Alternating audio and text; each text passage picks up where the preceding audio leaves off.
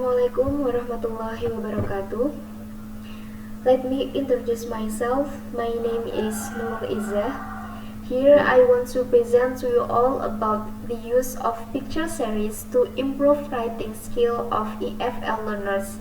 Journal by Komang Ayu Sri Wahyuni, Ida Bagus Nyoman Mantra, and Nengah Dwi Handayani from English Education Department of Mahasaraswati, Denpasar University. Introduction. In academic learning, the ability to write well is one of the measurements of the student's success in learning a language because it provides a very good means of focusing vocabulary, spelling, and sentence pattern. Thus, English teachers must pay more attention to writing. Teachers are expecting to use appropriate techniques can motivate students' interest in the subject matter. The researcher carries out picture series in teaching techniques can be stimulated some inspiration to students when begins to write. Picture could also be used to create a situation or context in the classroom. In the teaching and learning process, picture series can provide many benefits and given a real impression to the students. Picture series can help the students to ease them in comprehending the meaning of a word, a sentence, a text, or a text. By using picture series, the student can imagine the object or the situations. Picture series is proposing as a solution to help the students in preparing their planning in writing their ideas orderly and systematically. The theoretical framework. The research in the journal in which the participants examine the educational practice systematically and carefully using the techniques of research. The research of the classroom action involves 4 steps in the cycle of research. The first step is called planning, in which the step of identifying a problem or issue and developing a plan of action to bring about improvements in a specific areas of the research context. The second step is called action, where the researcher research by doing the teaching learning process in the classroom. The third step is called observation, which involves the researcher to observe the effect of the action. The fourth is called reflection, where the researcher evaluates the effect of the action. The next is method. The journal used data collection for their method. There were 2 instruments used for collecting the data. The instruments were tests and questionnaires. The tests administered in this study were in the form of pre-test and post-test. There's considerably 3 kinds of data for the present classroom action research that is described as follows. 1. Data indicating the subject is pre-existing writing skill. 2. Data showing the subject is progress of writing skill in form of descriptive text about a place. And 3. Data showing the subject is responses in the implementation of picture series in teaching writing. The next is data analysis.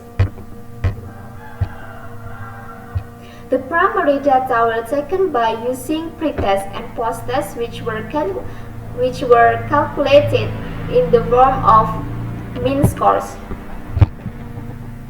The research findings were gathered through collecting data in the pre-cycle, cycle 1 and cycle 2. The first is pre-cycle. From the result of the pre-test, it was found that the mean score of the subjects was 8.10.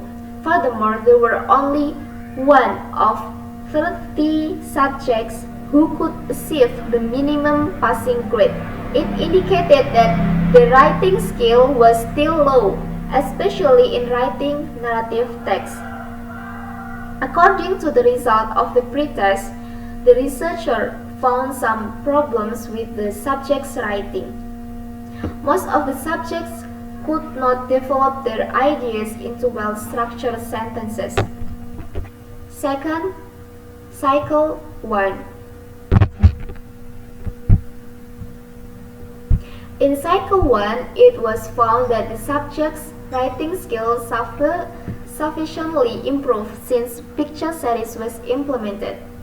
The mean score of post-test 1 was 72.70 and there were 14 of 30 subjects who could reach the minimum passing grade.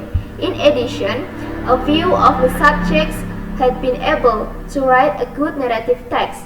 Furthermore, a few of them were able to write their ideas into unified writing where the ideas were in accordance with the topic chosen. Some of the subjects were still difficult to arrange their ideas in writing the story coherently. Moreover, some of them also did many grammar mistakes. Besides, the narrative text used the same ideas with their friends' text. Therefore, the ideas were not originally from them. Third, Cycle 2. In Cycle 2, the researcher revised over the weakness.